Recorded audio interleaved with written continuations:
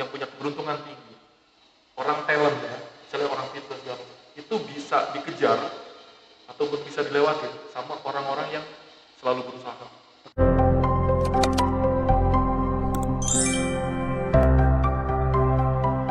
Halo Sobat Commissioning, balik lagi ke podcast kita, Coffee Break Podcast Commissioning, di mana di sini kami sudah kedatangan narasumber yang tentunya akan menambah experience dan knowledge teman-teman semua nih. Nah, di sini kami, saya Nadia Dila Febriana dan juga partner saya Pak Susetyo sudah kedatangan tamu narasumber yaitu Pak Zulhinda. Oke, untuk Pak Zulhinda mungkin boleh memperkenalkan diri terlebih dahulu. Oke, terima kasih Mbak. Oke, assalamualaikum warahmatullahi wabarakatuh. Selamat siang atau selamat Ya, kita ganti. selamat siang tergantung yang nonton lah ya. Dari kapan aja. Oke, kenalkan nama saya Zulfinda August. Kebetulan saya di Daulat untuk hari ini. Terima kasih atas undangannya. Ya. Oke, paling itu saja dulu. Ya. Nanti kan ya itu aja. Ya, oke. Oke, Pak Zulhinda ya. Kita langsung ngobrol-ngobrol aja kali ya. Langsung aja. Ya, langsung ngobrol-ngobrol aja. Pak Zulfinda ya. Oke, dari pertanyaan dari saya untuk yang pertama ya. Sekarang kalau boleh saya tahu, karena saya seorang mahasiswa nih ya Pak ya, mungkin kayak saya nanti salah, mending saya tanya dulu. Untuk Bapak sekarang berkarir di bidang apa ya Pak ya? Maksudnya di posisi apa gitu? Oke,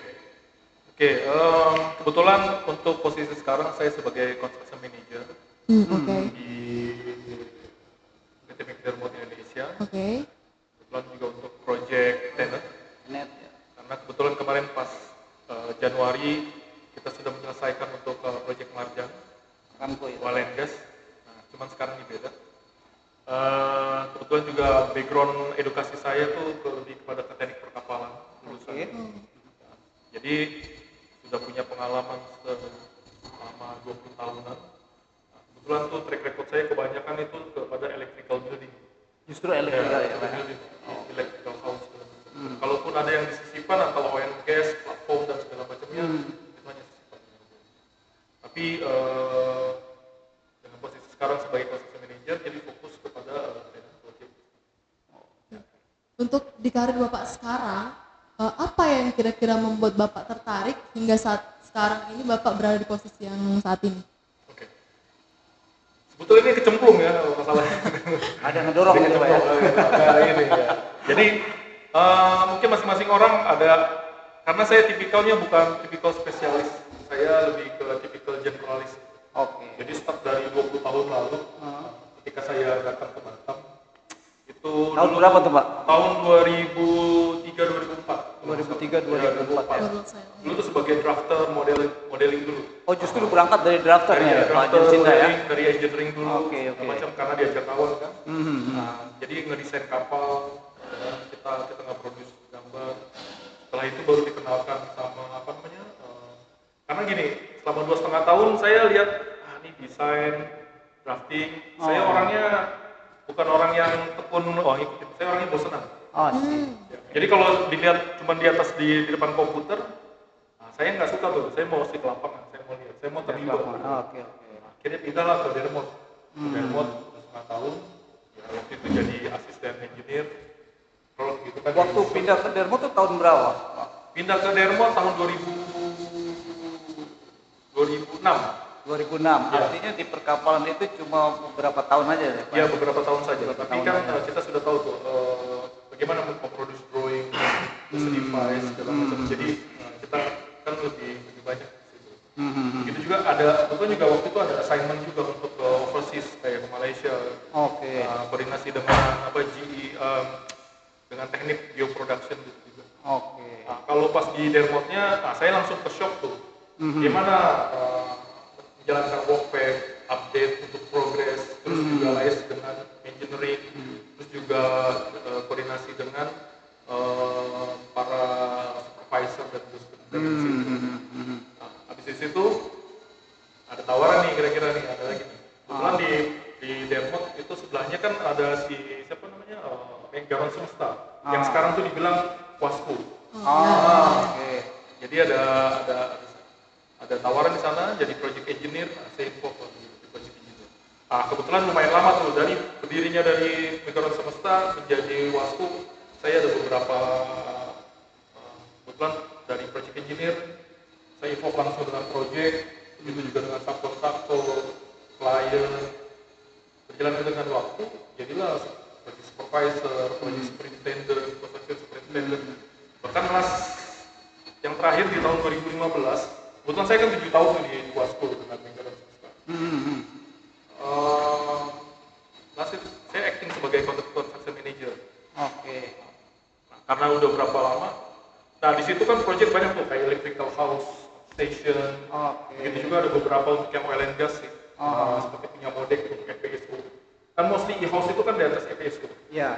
Kan? Karena dia jantungnya FPSO untuk bisa mendistribusikan listrik, data device, semua ya kan. Jadi itu yang kita pelajari. Nah dari situ pindah tuh ada tantangan lain tuh. Lama nih udah di construction nih. Kali-kali lah jadi dan Yamal Project masuk. Kebetulan kan ke Rusia aja Yamal Project Rusia punya apa ya? Ke Siemens, saya jadi construction superintendent Pak. Itu sekitar 2015 sampai 2015 sampai 2017. 2017 habis itu saya standby karena jadi klien. Ya memang setelah Yamal Project itu sepi project di Batam. Iya, sebetulnya dari 2016 itu udah mulai kelihatan. 2016 itu udah mulai project di mana-mana dong. Di Singapura, kayaknya dunia. Karena waktu itu harga minyak lumayan turun kan. Betul. Nah, jadi kita persiapin, habis itu dong. Kawan-kawan juga sebetulnya ada tawaran lagi sih untuk ke overseas gitu. Cuma waktu itu saya nggak ambil karena lebih ke udah kita standby dulu di sini. Setelah itu itu kan ditawarkan lagi untuk di PT SMOE di tahun 2017 akhir. 2018 akhir. Nah, di situ 2018 awal saya megang untuk ditawarkan untuk jadi construction manager. Itu di proyek apa itu Pak? Di Tangguh. Waktu itu kita dapat hampir setengah juta die-ins untuk fabricate BP Tangguh. Yes. BP Tangguh. Kebetulan kan waktu itu lewat si Saipov. Jadi mafia segala macam. Karena itu konsorsium waktu itu ya. Habis itu berjalan dengan waktu, habis selama 1 tahun, nah mulailah untuk proyek renewable energy. Kebetulan waktu itu Konsi. Kita bikin platform. Kebetulan itu bukan converter, tapi untuk wind farm juga. Kalau converter kan kita mengconvert AC menjadi DC. Betul. Kalau ini AC saja. Aja high voltage saja. Cuman dari WTG, wind turbine, dari wind turbine itu masuk ke substation, nanti di step up lagi, karena potensial loss dari electrical itu sendiri karena dia arusnya AC, maka dikompensate lagi, ada lagi platform satu lagi, jadi ada ACS, recompensate untuk ke stationnya lagi, nanti baru ke offshore, ke onshore. Itu di onshore di station, ya. Di station tersebut nanti bakal didistribusi ke gardu ataupun ke electrical. Nah itu yang high voltage. Tapi AC itu. Itu AC. Ya. Makanya dia dari onshore ke offshore itu jaraknya 200, tapi dia harus taruh lagi tuh satu platform lagi di tengah diantaranya untuk compensate. Jadi di step up lagi. Kayak semacam kalau ini amplifier lah iya. Kalau di minyak kan kalau udah disalurin pakai pipeline gitu kan dia kan harus ada satu lagi untuk pump lagi kan, pump station lagi untuk ngebooster lagi.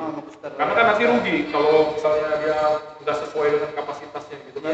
Terus juga bakal lambat. Karena banyak drop voltage mungkin dari ini ya, jalanan itu seperti itu ya. Nah, kebetulan setelah itu lumayan tuh, saya lumayan 6 tahun di SMOE, ada beberapa proyek juga. Nah, persiapan di situ selesai dari Honsi, kebetulan selanjutnya dilanjutkan ke Singapura. Tapi saya untuk mempersiapkan untuk yang si ekspedisi selanjutnya. Ya, ekspedisi, yaitu proyek wind farm juga untuk Sofia.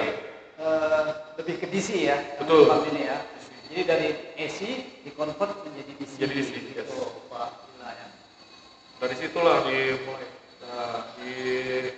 Nah, sih yang kita pelajarin, karena nih requirement kan Eropa ya, Eropa rada beda.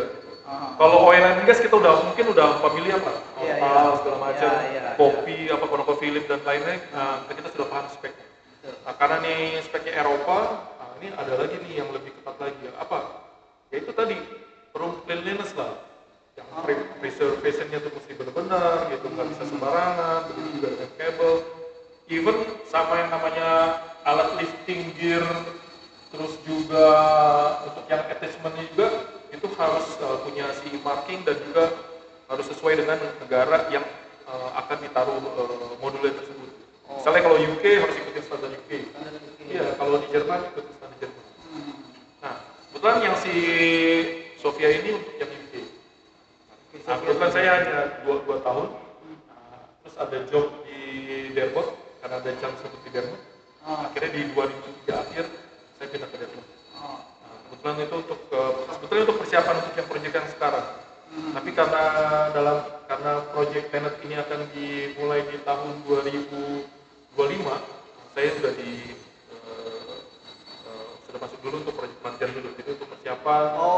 Dan juga kita tahu bagaimana cara berorganisasi ataupun berhubungan dengan stakeholder dengan pihak yang lain. Kebetulan kan tidak hanya kita ini fabrikator, jadi harus benar-benar paham bagaimana kita berkomunikasi dengan kawan-kawan yang proyek inilah proyek juga dan beberapa persiapan memang cukup lama sih. Oke. Itu Mbak. Julsinda ini lebih ke e-host, lebih banyak nanganin e-host awal-awal. Yes, betul. Station. Ya. Oke. Nah, sekarang ini Pak, kita renewable energy kan, orang lebih banyak lari ke wind farm. Nah, yang akan kita bahas sama Pak Julsinda ini. Yes. Nah, sekarang itu wind farm, kalau yang tadi cerita Pak Julsinda adalah AC, ada yang wind farm AC ya, jadi tanpa converter. Langsung dari turbin atau generator itu langsung mengeluarkan AC itu yang akan didistribusikan. Yes. Nah sekarang betul step up. Nah sekarang yang untuk SPDC nih gimana nih Pak? Oh ya, untuk yang SPDC ya. Jadi untuk yang SPDC nih, jadi kalau SPDC ini lumayan rada beda. Kompleks gitu Pak ya? Main kompleks. Kalau bangunan SPDC itu simple aja. Dia nggak ada konverternya di dalam. Konverter itu apa sih? Kayak misalnya, kalau saya sih mikirnya simple ya.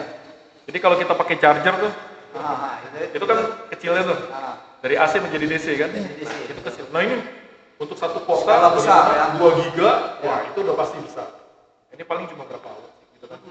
Nah, kalau yang kondisi yang sekarang makanya di situ harus ada ruangan tersendiri untuk bisa mengproses tersebut. Nah, kebetulan ini juga untuk yang netral dengan yang positif kan. Betul. Di DC cuma ada positif negatif kan gitu ya. Nah, tantangannya adalah di situ tuh ada requirement yang dimana kita tuh harus mengatur cleanliness daripada ruangan itu harus sendiri. benar-benar Iya, gitu ya. ada requirement-nya di situ. Harus bisa terkontrol humidity-nya, temperaturnya, begitu juga dust cleanliness-nya. Nah, itu dikontrol banget. Jadi bukan cuma di ruangan tersebut, tapi juga selama kita handling equipment-nya juga sama. Jadi saat datang kita storage di warehouse harus meet sama climate control, ada beberapa perlakuan khusus gitu. Terus begitu juga dengan handlingnya, masukkan ke dalam bagaimana preserve sebelum masuk ke ruangan tersebut. Jadi harus benar-benar clean. Jadi makanya tahapan-tahapan itu yang jadi tantangan dan itu harus disubmit karena kalau ketahuan ya, kalau orang construction itu kan setelah dia structure works, hot works, masih ada grade. Dia blasting, painting gitu kan, di wall segala macam udah. Tapi ada lagi nih, karena ruangan tersebut harus dikontrol temperaturnya dan segala macam harus diisolasi. Makanya ada isolasi work lah, arsitektural, begitu juga panel, begitu juga selanjutnya popo. Kalau orang udah masuk ke dalam itu udah otomatis dia biasanya tuh bawa debu, bawa dirt dan segala macam kan. Itu pun dikontrol nanti. Nah, jadi nggak bisa sembarangan orang. Benar-benar Betul, strict banget. Apalagi nanti juga untuk yang cable pulling segala macam gitu. Sisinya sisi seperti itu. Kesulitannya Tinggi juga dong Pak ya. Iya.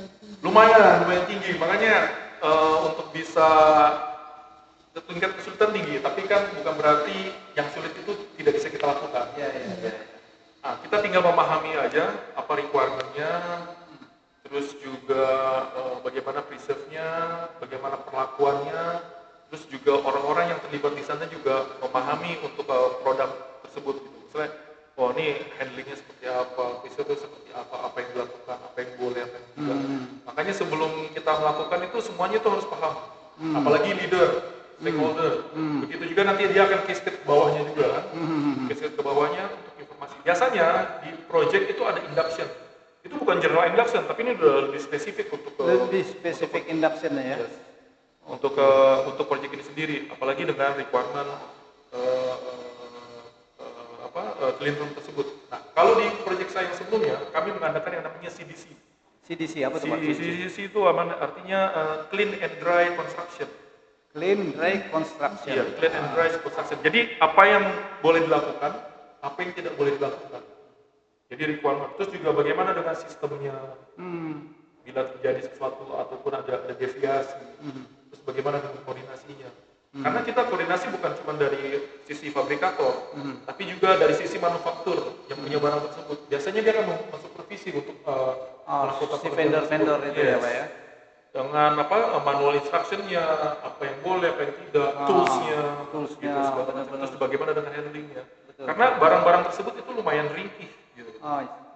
Apalagi kan kalau untuk memproduce seperti misalnya untuk converter ataupun transformer itu kan butuh waktu 1 tahun. Jadi dia kalau udah bikin satu, nah itu udah hanya untuk proyek tersebut. Apalagi dengan kapasitas 2 gigawatt. Iya. Untuk kapasitas 2 gigawatt itu yang akan di step up dari 66 kV menjadi 525 kV. Jadi ada 4 transformer dan juga ada 4 room untuk converter. Nah itu sendiri pun artinya mereka udah hanya untuk proyek tersebut satu dan. Tapi kebetulan saya belum tahu untuk Tenet sendiri karena Tenet itu punya prinsip ketika dia bangun satu itu untuk semua.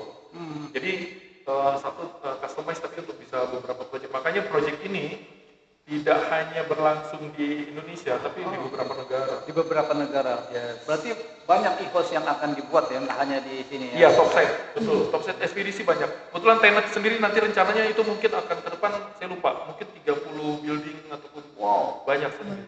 Sekarang ini udah masuk Balwin 4, Balwin 4 sama Lanwin 1. Ini punya Jerman. Kita dapat 2. Mudah-mudahan nanti dapat lagi 1 lagi. Terus di Citrium itu ada 2 lagi. Di Citrium itu Citrium Singapura dan juga Citrium Batam.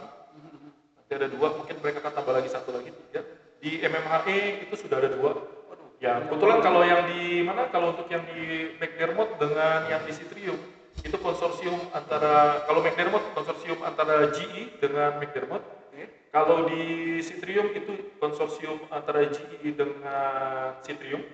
Sedangkan untuk di MMHE itu konsorsium antara Hitachi dengan Petrofac.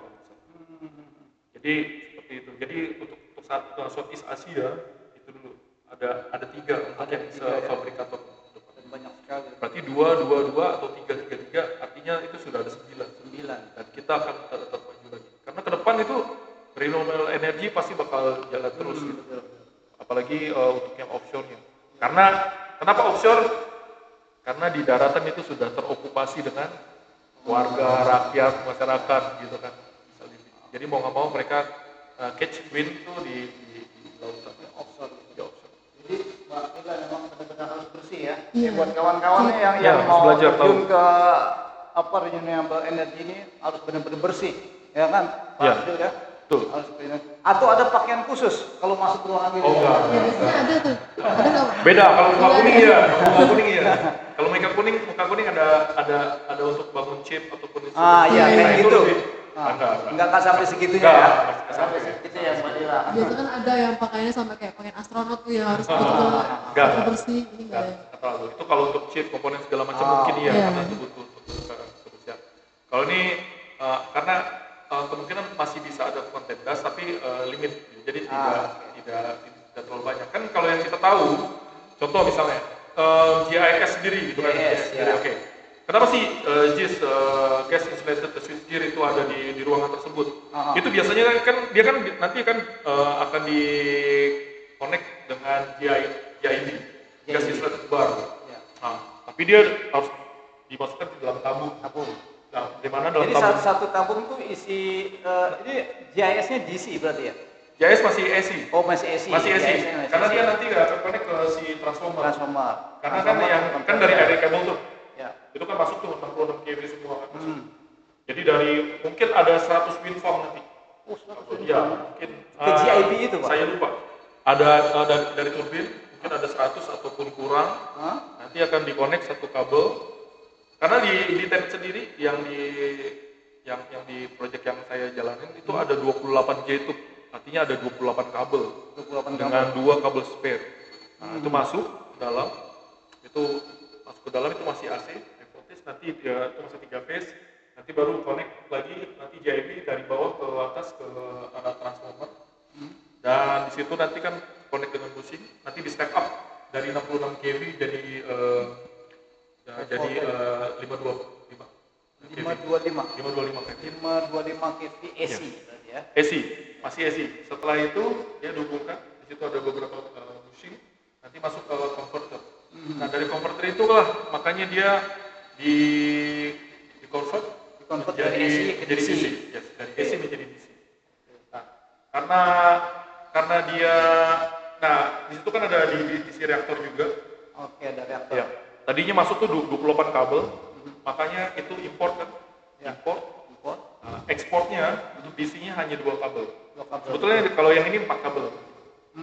Ada 4 kabel untuk yang ekspor. Nah, dari situlah nanti makanya itu lumayan besar. Kenapa dipilih DC? Karena dia untuk loss energinya itu sangat sedikit. Ya. Dengan jarak yang jauh, dengan 200 km, 400 km itu langsung ke station itu lumayan bisa lebih efisien. Jadi yang akan dikirim ke darat itu Pak berupa DC. Yes. Ya kan? Betul. Melalui subsea kabel gitu Pak ya. Betul.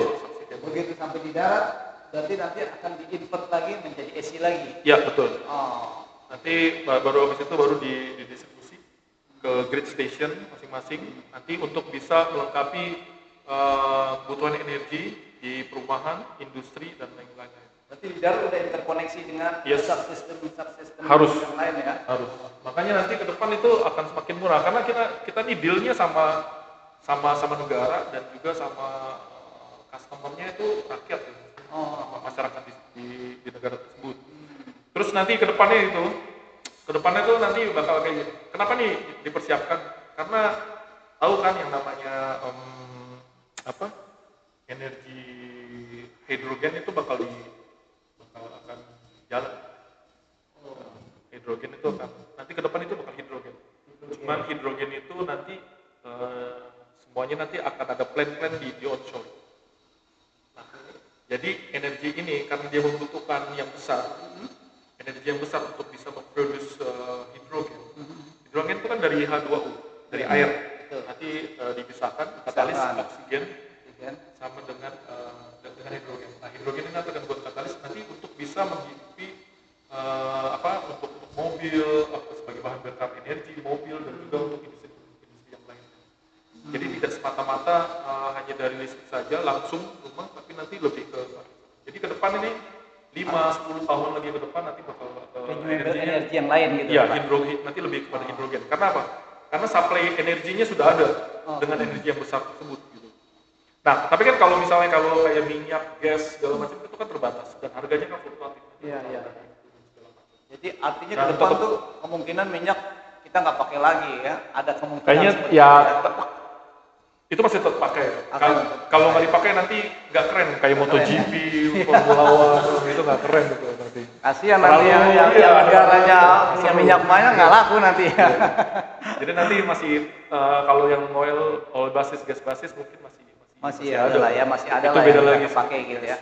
Cuman kan ini aja karbon yang dihasilkan untuk bisa mencemari lingkungan mungkin ini lebih sedikit. Nanti mungkin ke depan ya, makanya si Aramco sendiri itu kalau masalah kemarin itu bilang wah ini renewable energy segala macam. Renewable energy. Yang ke depan itu, karena minyak itu bakal tetap ada, minyak gases tetap ada. Tetap ada ya. Walaupun dalam ceritanya, wah itu dihasilkan dari apa? Fosil gitu. Fosil bla bla bla bla. Ya, tapi apakah itu benar atau enggak gitu kan segala macam, apakah kita atau tidak. Yang dia tekankan dari si Aramco ini adalah bagaimana caranya itu lebih energi itu misalnya oil ataupun itu tidak mencemari lagi lebih parah, gas buangnya segala macam itu lebih efisien. Karbon. Bagaimana cara memproduksinya dengan baik? Itu aja sih. Jadi ke depannya sih. Mbak Nadia. Jika boleh bertanya nih ya Pak ya. Ya. Misal nih saya mau nanya, karena saya sebagai mahasiswa, saya mungkin tentang basicnya aja nih Pak.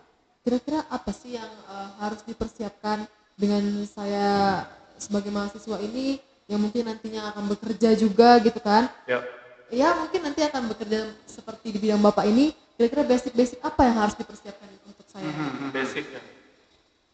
Sebenarnya sebelum basicnya Anda harus tahu dulu mau kemana. Oh iya. Nah itu, karena begini, memang saya juga banyak lihat kawan-kawan mahasiswa nih ya, ambil jurusan, nanti dia tuh belum ada gambaran ke depannya nih seperti apa dunia kerja kayak gitu. Mungkin Pak Cinta seperti yang ditanya Mbak Cila tadi bisa bantu jelaskan. Tapi boleh saya minum dulu ya? Iya minum dulu. Pak ya, kita minum dulu. Ya. Lumayan panjang nih Pak. Nah, panjang juga nih. Seru nih, ini baru hubungannya kan gitu ya. Oke. Jadi apa aja sih yang mesti disiapin biasanya kan? Karena mahasiswa banyak yang belum ada gambaran lah ke depan. Belum ada gambaran ke depan. Oke, pertanyaannya ketika Anda mengambil jurusan tersebut, apakah Anda sudah tahu itu mau kemana? Mau kemana kan gitu ya? Jadi kita harus tahu dulu nih mau kemana nih, fokusnya. Oke, mau jadi apa? Electrical, apa missioning segala macam. Atau construction kah? Construction kah? Tapi biasanya tuh lebih kepada passion ya. Maksudnya Passionnya betul. gue sering suka ketemu sama orang. Biasanya kalau yang apa ya, yang nggak terlalu suka sama orang tuh biasanya tuh lebih kepada software segala macam gitu kan ya. Jadi programmer ataupun apa, gue nggak bisa. Introvert kayak gitu ya.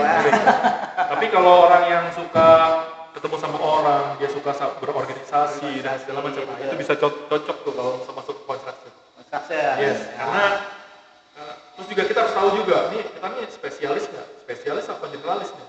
Nah, karena kebetulan dulu waktu pas kita sekolah dulu, kalau biasanya kalau pas kuliah kita taunya, ya penting organisasi, gue belajar, kita cuma pengen tahu menjadi ahli electrical gitu kan ya, terus ahli komersial nih gitu-gitu doang gitu. Karena saya perkapalan cuma tahu doktrin ahli perkapalan gitu. Yang penting dapat duit dan segala macam, paling masih sebatas itu. Walaupun dalam perjalanannya ada perkenalan dari senior-senior, ada orang quality segala macam. Nah, yang kita siapkan adalah pertama kita harus tahu dulu kemana. Kedua, dapetin informasi sebanyak-banyaknya apa yang kita suka, apa yang kita mau, ya kan? Ikut organisasi, ikut komunitas. Gitu. Nanti dengan sendirinya tuh kita akan tahu tuh, wah, Passion gue di passion lu mau kemana nih, gitu kan? Oh, gue kesini nih, gue electrical. Gue lebih suka dengan yang bikin ini nih.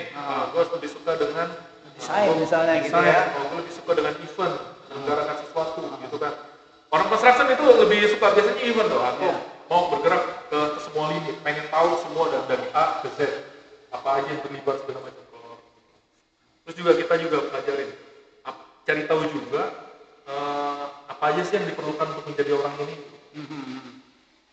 Kalau saya dulu nggak terlalu apa sih. Cuman saya tahu dulunya kalau orang ngegambar tuh keren kali ya. Iya. Makanya saya suka sama dokter.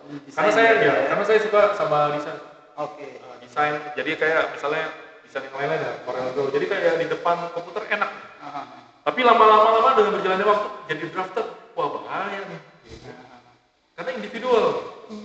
Kita harus bisa produce. Kita punya KPI. Kita kena target KPI. Iya. Sendiri, waktunya habis. Dari masuk pagi jam 8 sampai dengan jam 9, begitu terus siklusnya. Tapi lama-lama gue harus jadi lead. Gitu. Ada tuntutan lagi. Iya. Tuntutan lagi, nanti sejalan gitu. Nah, tuntutan lagi. Oh, harus jadi ini. Terus habis itu apa lagi? Di-assign sama apa?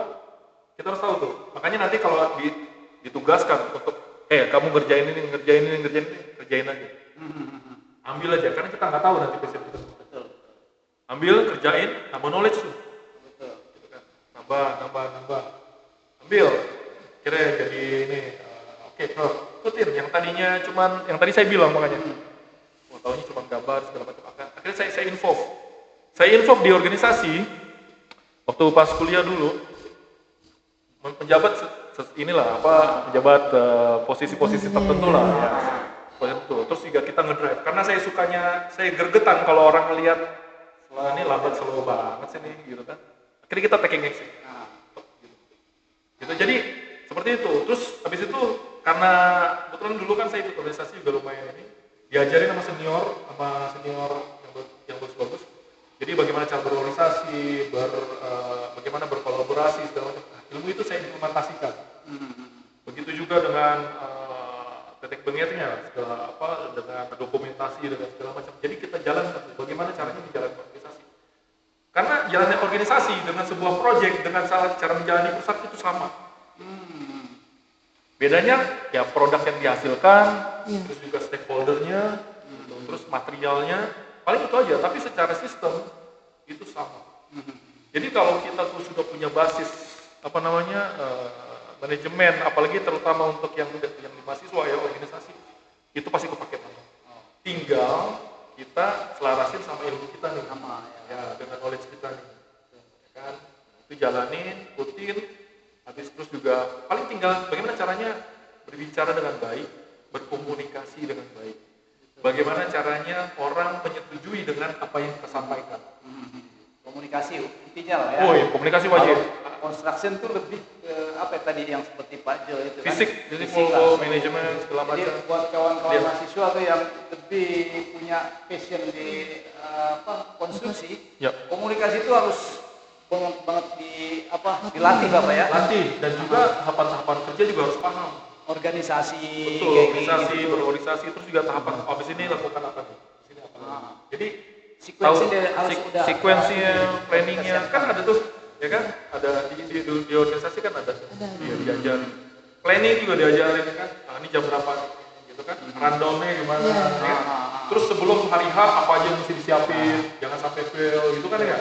Terus kalau misalnya ada, acara di mana? Di luar. Kalau misalnya kondisi hujan di mana? Oke, di dalam. Jadi udah plan A, B, segala macam udah disiapin. Terus kalau di sini siapa nih? Kalau gua nggak bisa backup, siapa nih jalan? Oke.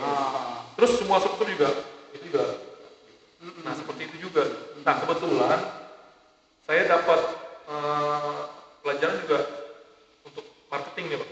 Marketing tuh bagus banget itu. Bagaimana kita tuh gini, kita nih sebagai karyawan itu marketing ke diri kita juga untuk ke orang lain atau ke bos kita ataupun ke perusahaan. Nilai jual kita juga harus bisa kita jual gitu. Maksudnya gue punya kemampuan ini.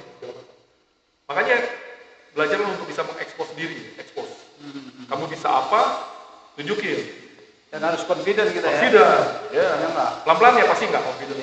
Saya juga dulu gitu juga sama. Agak malu-malu gimana. Tapi karena dijorokin nggak, udah ada gitu kan. Ya beranilah, udah mau apa, hadapin lah. Gitu. Karena apa?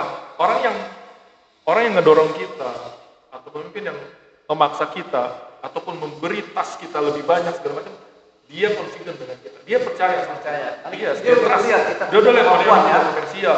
Potensial kayak gitu. Jadi nanti nih bisa nih. Betul, bisa Bapak. Bisa gitu. Apalagi menyampaikan. Jadi kadang bagaimana kita mempresentasikan itu kita tuh punya peluang untuk menyampaikan ide-ide kita nih. Ini loh yang saya pelajarin sebagai kayak gini. Hasil daripada kolaborasi ataupun dari informasi dari stakeholder yang lain. Jadi kita membuat itu disatukan. Berarti pembawaan kepercayaan diri ini emang penting banget ya Pak? Wajib. Apalagi Anda menjadi seorang leader. Nggak bisa, iya. Suara pun nggak bisa pelan-pelan. Harus tegas, ada ketegasan gitu kan? Iya, berani, face to face. Terus juga mempengaruhi orang gitu. Nah, itu saya dapat pelajari waktu saya, karena kan setelah lulus, kebetulan saya ini bukan orang pinter, Pak. Saya ini bukan orang pinter. Cerdas? Nggak juga. Kawan-kawan saya IPK-nya tinggi, cerdas-cerdas itu udah langsung kerja. Oke. Kebetulan alhamdulillah saya waktu itu dikasih nganggur dulu. mungkin karena malas gitu ya. Ah. Kan ada orang otak yang cukup malas ya. Kalau yang lain udah tetap gawe. Saya malas dulu. Jadi itu saya karena kan yang saya tahu perkapalan itu cuma di Batam. Di Jakarta ada, tapi ya tertentu aja. Karena waktu itu saya masih itu dia. Kalau kita bergaulnya salah, orang yang ngedukung, nah itu pasti salah. Jadi pergaulan penting juga tuh ya. Penting. Kita harus milih-milih Makanya juga kita ya. harus cari teman, komunitas atau keluarga yang mau mendukung kita. Betul. Karena cari yang mendukung. Kalau nggak ada yang dukung pada saat itu, cari literasi. Baca literasi yang bisa mendukung kita, motivasi segala macam itu basis. Mungkin ada beberapa orang banyak yang motivasi. Ya Anda belum tahu bagaimana orang pada saat itu, gimana dia untuk menstarter dirinya. Karena apa? Lingkungannya kagak ada yang mendukung. Betul. Saya pernah ngalamin itu. Ya, saya pernah ngalamin itu. Jadi gimana caranya? Ya, saya literasi lah. Sering nongkrong di Gramedia, baca buku kan gratis. Iya. Kalau sekarang udah dikasih plastik. Sekarang zamannya udah internet ya Pak ya. Internet. Nah kita sukanya gimana? Kita lihat, wah, gue kalau jadi kayak gini-gini, liatin umur. Terus gimana caranya? Liatin selevelan kita. Paling simpel gini aja. Ketika dalam satu kelas, cirinya gini, siapa yang menurut kita, siapa yang paling jago, siapa yang paling biasa aja. Sama? Range itu. Range gitu. Setelah itu dengan sejalannya waktu lihat, yang biasa aja nih jadi apa sekarang? Nah kita tuh di mana? Di sini kah? Di sini dia kah? Atau di sana dia? Nah itu bisa bakal motivasi kita. Kalau yang pinter mah biasa aja, nah itu udah pinter lah. Tapi gimana caranya? Ya itu tadi, saya itu sering melihat kayak gitu. Saya lihat teman saya, wah ini bukan yang ngukur orang ya, bukan yang ngukur orang. Tapi ukur itu salah satunya gimana? Wah, motivasi. Iya. Kita semua dimotivasi diri kita sendiri ya. Sendiri gitu. Kita bukan itu. Caranya kayak gitu. Nanti kurvanya itu jalan sendiri. Dengan berjalannya waktu, dengan berjalannya achievement. Taruh patok yang paling pintar, dia pasti begini kan, gitu kan. Naik duluan tuh dia. Cari yang biasa-biasa, liatin dia. Dengan sejalannya waktu, dia mana? Nah posisi gue tuh di mana sekarang? Di antaranya kan? Atau di bawahnya yang luar biasa? Gitu. Ya udah, kalau misalnya di orang biasa, belajar, tetap ambil, action, segera. Nanti secara nggak langsung Pak. Ini yang saya lihatin ya, saya bukan yang ngeliatin. Dengan cara itu kita tuh akan motong kawan kita yang yang extraordinary, yang hebat itu. Iya. Dengan segala pencapaiannya gitu. Tapi ada umur tertentu ya, artinya ada yang harus dilakukan ya. Belajar banyak. Ada prosesnya Pak ya. Prosesnya banget. Yang saya tahu, yang saya percaya, walaupun orang punya keberuntungan yang tinggi, tapi dia bisa kalah sama walaupun orang yang punya keberuntungan tinggi, orang talent ya, misalnya orang fitness itu bisa dikejar ataupun bisa dilewati sama orang-orang yang selalu berusaha. Tekun ya. Tekun, itu dia. Makanya prinsipnya adalah sama kayak kita ngadepin bergulat sama beruang atau gorila. Jangan pernah menyerah. Boleh istirahat kalau si gorilanya udah capean. Itu Mbak Dila, ada passionnya kemana ke depannya kelihatannya nih? Kalau dari ceritanya Pak Julcinda udah punya ancang-ancang belum nih begitu nanti saya terjun ke dunia kerja?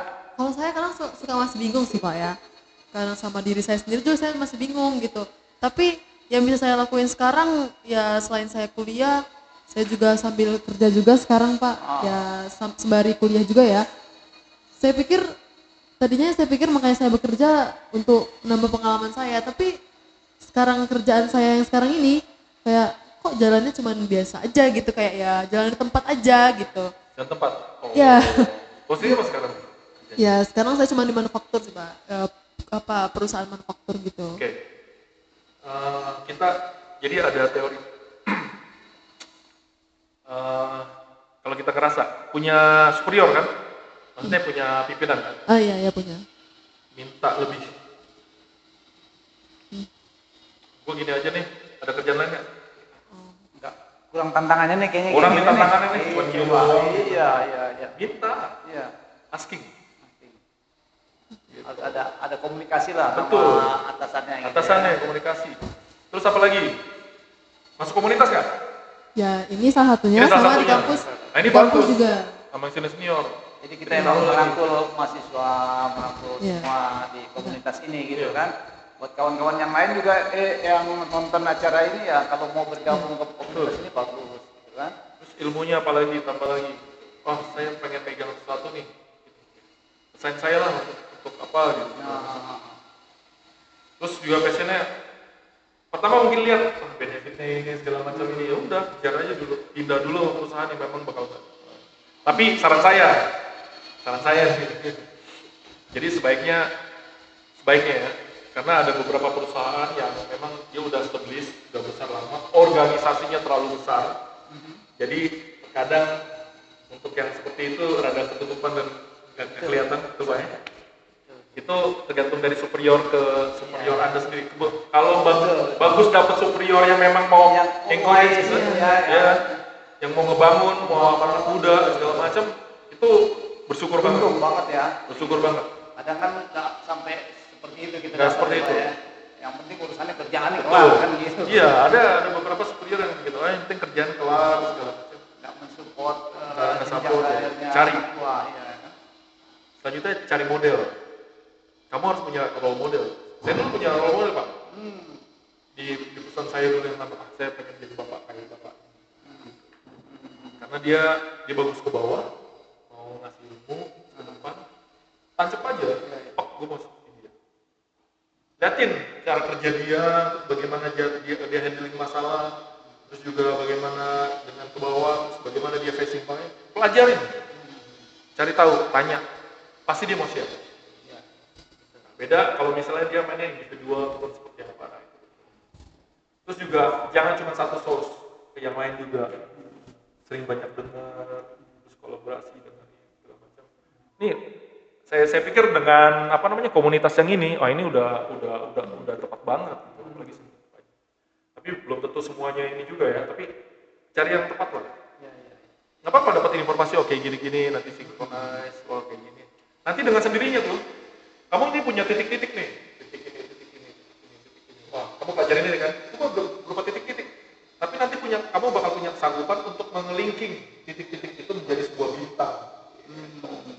Oh, ternyata kayak gini tuh. Jadi seperti itulah.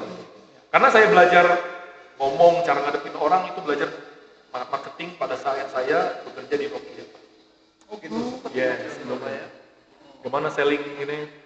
Saya dulu selling Pak, jadi dalam 1 bulan kami bisa dengan timnya itu bisa menjual 800 sampai dengan 1000 lebih keping daripada handphone Nokia.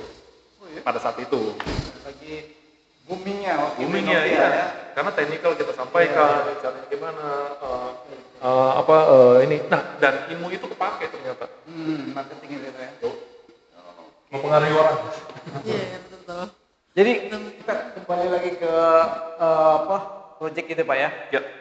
Kalau di oil and gas itu kan ada boundary subsistem ini. Kalau untuk di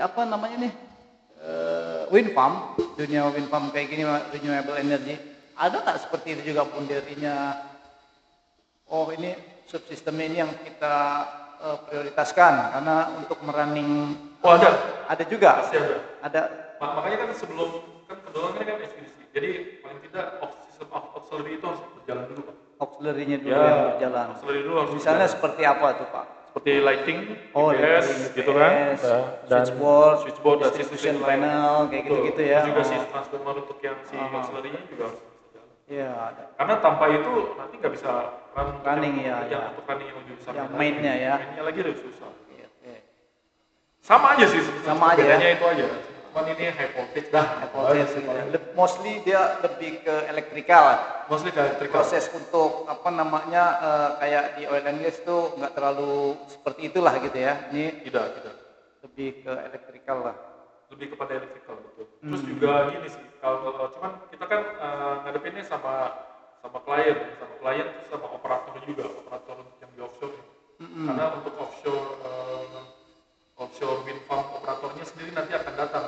Dia akan connect ke kabel dia, gitu dia akan lihat. Terus juga arrangementnya nanti seperti apa. Kalau orang construction kan lumayan menyeluruh kan, walaupun nanti commissioning itu udah ada tim sendiri. Gitu kan. Oke. Kalau dari kami kan lihat constructability-nya, gimana cara install ini, terus juga. Begitu juga dengan ini bakal dibikin di mana nih, di workshop mana, apakah di luar, apakah di dalam, terus juga gimana cara masukin misalnya J-tube-nya dengan panjang sekian dalam suatu ruangan, gitu kan. Terus juga lihat juga kapasitas handlingnya, handling apa aja. Kadang yang kita pikir, makanya sebelum itu kita mesti cek lagi.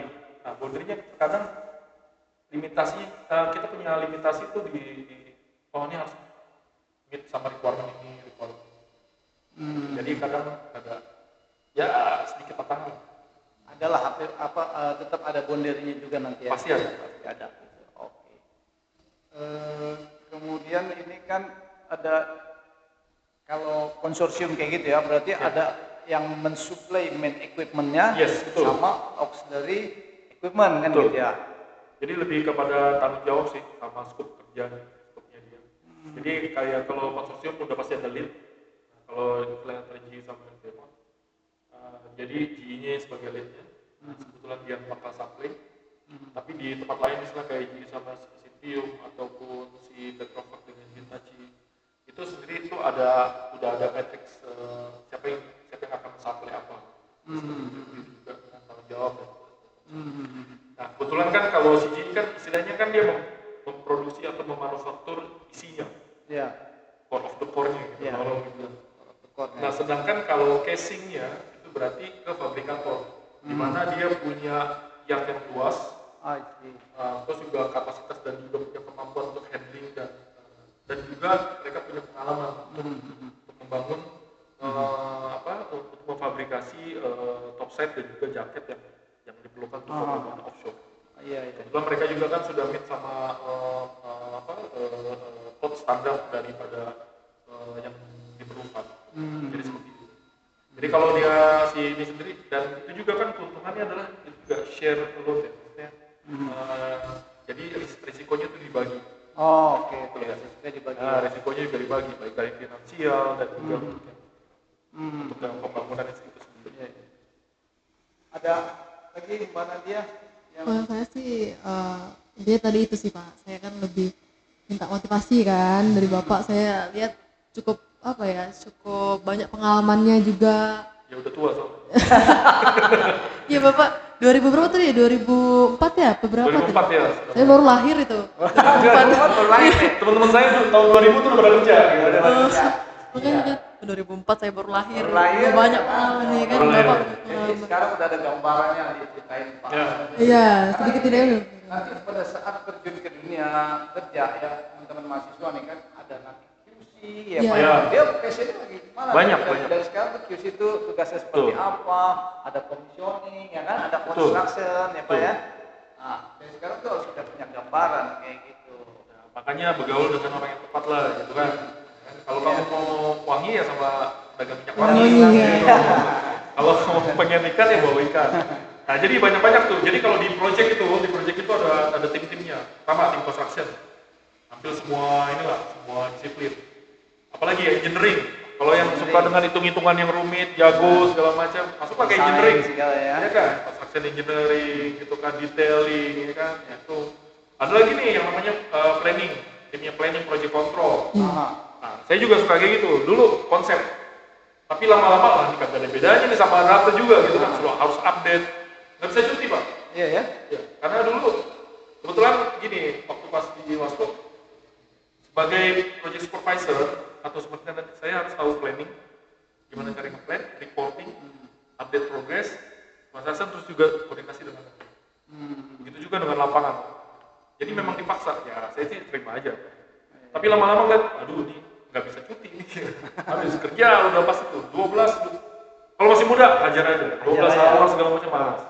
Masupin sebanyak-banyaknya informasi. Jadi kita dapat wawasan lebih luas. Lebih luas lagi. Kita juga ya. tahu. Jadi kita tahu tuh. Nah itu kan berupa titik-titik yang tadi saya bilang. Nanti kita kan melainkan titik-titik itu menjadi sebuah bintang lah, apalah untuk mencapai.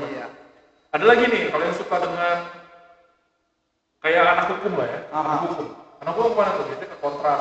Iya, kontraknya. Dia tahu tuh belajar tuh status. Oh kayak gini nih. Terus juga kadang anak teknik juga perlu juga, jadi biar tahu terminnya. Nanti akan belajar lagi apa, FIDIC itu apa, gitu. Pokoknya ada istilah-istilah tersebut lah. Iya. Related sama kontrak. Misalnya bukan cuma ke klien, tapi juga ke subkontraktor untuk bisa dapetin. Terus apa lagi nih yang suka, gue cukup di ini aja lah, material management, warehousing, gitu kan, segala macam. Itu bisa ada juga. Apalagi yard facility. Biasanya tuh yang suka, gue lapangan, info, segala macam, facility, reading, transport, TNI. Nah, anak perkapalan tuh biasanya kepada TNI, ke HTV. Nanti dia bakal deliver ke modul itu, offshore, perhitungan, gitu kan. Nanti balas segala macam, gitu kan. Ada lagi yang safety. Gue lebih suka sama ngingetin orang, kawan-kawan. Terus juga nggak mau terlalu terlalu berberat, terlalu perlu gitu macam. Yang penting orang ini aman, bisa ngawasin gitu atau gimana. Bukannya saya ini ya. Terus apa lagi? Yang lebih detail lagi, yang ilmunya lebih mantap lagi ya, pre-com commissioning. Apalagi quality, NDT, sama dimensional control. Nah, itu lebih ini lagi tuh. Itu pun harus belajar juga, statuta segala macam, requirement apa, wah itu sakit ya. Apalagi selanjutnya procurement. Yes. Biasanya itu udah tahu tuh requirement, gue harus beli ini segala macam gitu kan, baut, segala macam. Nah, itu biasanya suka harus dapat informasi. Orang-orang ini yang di project PMP tadi yang saya sebutkan tadi, itu pun harus berinteraksi dengan yang lain. Karena apa? Dia tidak sendiri. Jadi dia harus dapetin input, ya kan? Dia harus dapetin input dari yang sebelum ke next stage-nya, dia dapetin input, dia olah, dapatkan, nanti outputnya seperti apa, dia pun harus tahu juga. Outputnya ini bisa jadi ke departemen lain. Makanya ketika kita, kalau saya dalam konsep saya, yang namanya klien itu bukannya yang punya barang, klien itu next process. Gitu. Nah, terkadang kita ini yang salah mengartikan. Makanya saya kan construction nih, setelah MC ya rekom lah, misalnya kan. Jadi saya memastikan bahwa kita bisa meet nih, ya kan, mereka completion-nya, apa yang diperlukan, yang digariskan. Nah itu tim sana lah yang bakal jadi klien saya. Jadi apa yang kita delivery apa yang sudah kita kerjakan. Stage berikutnya, ya. Betul. Jadi bukannya kliennya si inilah, si Tenet lah, kliennya si Aramco lah. Bukan. Tapi siapa yang dalam organisasi tuh itu klien kita tuh teman kita next stage. Stage-nya gitu. Jadi ya ada next process yang bakal. Kalau kita nggak lakukan itu, next process nggak bakal bisa berjalan. Nggak bisa berjalan betul. Ya. Jadi masing-masing, saya harap sih semua juga nanti semua stakeholder ataupun kawan-kawan yang terlibat di situ, itu punya pengertian kayak gitu. Mindsetnya itu. Nah, kita tuh bisa cepet segala macam. Kan kadang ada, ini bukan gue lah. Gue segini aja ya udah lah. Lo nggak tahu requirement-nya. Ya Mbak. Oke, makasih Pak. Apa ya? Mungkin untuk udah ada pertanyaan lagi Pak? Kalau dari Bapak? Kalau dari saya cukup. Nanti mungkin kita akan undang Pak Zulcinda talk show ya. Boleh. Kalau ini kan acara podcast ya sekedar biar kawan-kawan tahu ya yang di luar sana. Nanti ada sesi lebih detail lagi podcast menjelaskan satu project misalnya kayak gitu Pak ya. Boleh. Dari atas. Siap. Ya nggak? Oke. Nah, buat kawan-kawan mahasiswa juga nanti kalau pada saat talk show juga Ya, bagus boleh datang ya, ini, boleh bagus banget ini daging semua nih kita kan, ya nggak? Oke Pak, berarti udah terakhir nih ya? Oke, kalau gitu nggak lengkap kalau nggak ada yang namanya motivasi untuk teman-teman semua atau teman-teman online yang lagi menonton, apa yang nantinya bakal menonton, boleh dong Pak kayak motivasi atau kata-kata biar teman-temannya bisa motivasi teman-teman mahasiswa terus teman-teman Iya. yang lain juga. Tadi kan udah untuk saya nih, nah mana tahu untuk teman-teman yang lain. Siap. Motivasinya apa ya? Saya juga bingung. Yang pasti sih jangan pernah menilai diri sendiri itu rendah. Ya. Kalau untuk segala pencapaian tentang hal-hal dunia, tentang hal-hal yang kita capai itu lihatnya ke atas. Tetap ke atas Biar termotivasi gitu biar Pak ya. termotivasi. Jangan stuck di situ aja, jangan cukup puas gitu Pak ya. Betul. Terus dapatkan figur, dapatkan mentor. Ya. Kalau belum dapat juga cari literasi. Terus. Ya, jangan menyerah, tetap bahwa kita akan lakukan yang terbaik. Doa, tetap positive thinking, itu aja sih. Dan minta doa restu sama orang tua. Ya, itu pasti. Pasti itu ya. Karena saya udah pernah lihat, sorry itu saya ya, terkadang orangnya cukup pintar, semua ada, Betul, tapi Pak. di tengah jalan sering patah ataupun dia menghadapi sesuatu. Betul. Mungkin kurang kuat doanya dari orang tuanya, apalagi dari Orang tua biasa ridho, seperti Benar, itu. ya. benar, Pak. Dan Ridhonya jangan orang tua pernah ya. ngelawan orang tua. Itu aja. Tuh, buat teman-teman ya, dengerin tuh. Jadi memang ridhonya orang tua tuh penting banget, terutama ibu ya, Pak ya. Yes. Ibu ya. Apa yang enggak perhatian ke ibu, ya, sepintar apapun belum tentu ya, Pak ya. Karena ridhonya orang tua, terutama ibu tuh yang paling The best ya. Terus kalau cari ilmu ataupun cari pekerjaan segala macam, jangan lihat cuma di Batam. Karena kami juga orang anak rantau, tadinya dari Tangerang dan karena ke Batam tuh mostly pendatang sebenarnya, Pak ya. Pendatang. Ya. Kalau Anda sudah di Batam, coba cari, jangan cuma di sini, tapi cari di luar. Cari peluang lagi di mana yang masih sedikit yang bisa Anda berkembang. Australia kayak, Sumatera, di mana kayak di Sumatera kayak atau bagian timur atau di negara lain. Ya, kembangkan. Kedua, selanjutnya supaya bisa ke expose. LinkedIn itu digunakan dengan baik. Penting banget ya. Penting banget, pencapaian, tulis semua, exposure segala macam itu akan dapat. Saya yakin dari kawan-kawan di sini, dari BCH dan juga itu pasti hampir setiap 2 minggu sekali pasti dapat tawaran dari agent kan? Ya. Pasti ada tawaran dari agent. Jadi kita tuh seni untuk bisa menjual, bukan menjual diri yang konteks negatif ya. Tapi mereka kan melihat apa saja yang sudah kita kerjakan, berapa lama. Nah, mereka kan mengukur itu. Nah, kalau di luar misalnya bisa dipilih, itu akan lebih bagus lagi. Ya. Apalagi kalau kita bisa abroad gitu. Wah, Sekarang itu lagi ramai ini tagar abur aja dulu. betul. Itu Sumatera, saya Sumatera. Abur aja dulu. Tapi katanya dipersiapkan, gitu. Tapi dipersiapkan lah. Jadi bukan ujuk-ujuk ke sana tapi kita nggak punya skill yang mumpuni kayak gitu Yes, ya. betul. Kabur aja dulu ya. Gimana lagi kan kayak gitu sekarang kan ya, Pak ya. Betul. Itu Pak Nadia. Saya Oke, kita udah sesi ini ya. Mungkin sesi berikutnya kita undang lagi Iya. Cinda sama Oke, nanti ya. juga Tom Sob ya. Iya. Oke. Siap. Oke. Oke, sobat-sobat komisioning, berakhirlah sesi kita bersama Pak Zulhinda hari ini. Untuk Pak Zulhinda, terima kasih atas ilmunya yang sangat bermanfaat dan motivasinya untuk teman-teman semua. Oke, sekian untuk sesi kali ini. Kami ucapkan terima kasih sekali lagi. terima kasih. Ya, terima kasih Pak Juncinda Terima kasih, ya. Pak. Terima kasih. Terima kasih semua. Assalamualaikum warahmatullahi wabarakatuh.